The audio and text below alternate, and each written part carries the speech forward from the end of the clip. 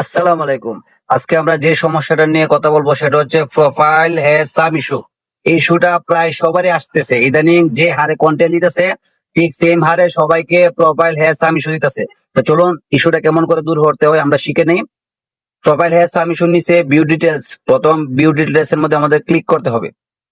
Click করার পর এই যে আমাদের এরকম একটা ইন্টারফেস চলে আসবে। তো আমরা এই যে আমাদের সমস্যাটা, তো আমরা এই সমস্যাটার এখান থেকে একটা স্ক্রিনশট নিয়ে নিব, পুরোটা একটা স্ক্রিনশট নিয়ে নিব। তো যেহেতু আমার স্ক্রিনশট আছে তাই আমি নিলাম না, আপনারা এখান থেকে একটা স্ক্রিনশট নিয়ে নেবেন। নেওয়ার পরে তারপর এখান থেকে ব্যাক করে নেবেন, আবার ব্যাক করে নেবেন। ব্যাক করে নেওয়ার পর এই যে প্রোফাইল আইকনের মধ্যে ক্লিক করবেন। ক্লিক করার পরে একদম নিচে চলে যাবেন।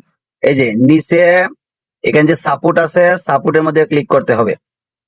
সাপোর্টে ক্লিক করার পরে এই যে এখানে দেখতে পাচ্ছেন রিপোর্ট টেকনিক্যাল প্রবলেম, সো আমাদের এটার মধ্যে ক্লিক করতে হবে। এটার মধ্যে ক্লিক করার পরে আমাদের এরকম একটা ইন্টারফেস আসবে। তো আমরা এখানে প্রথমটার মধ্যে ক্লিক করব।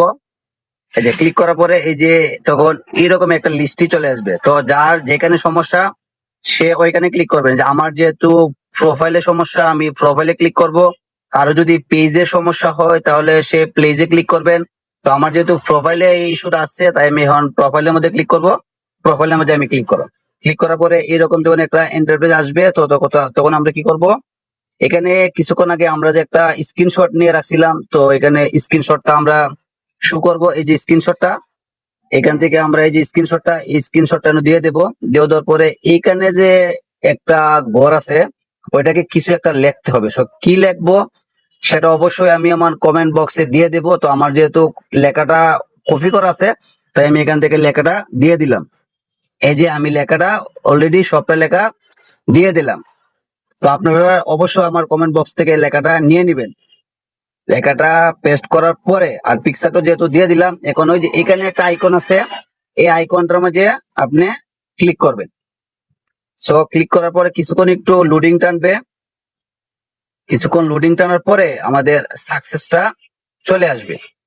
এই যে হয়ে গেল, আমাদের আবেদন করা হয়ে গেল। সো আবেদনটা আশা করি 3 দিন অথবা 1 সপ্তাহের ভিতরে তখন আপনি এই সমস্যাটা দেখবেন চিরতরে চলে গেছে।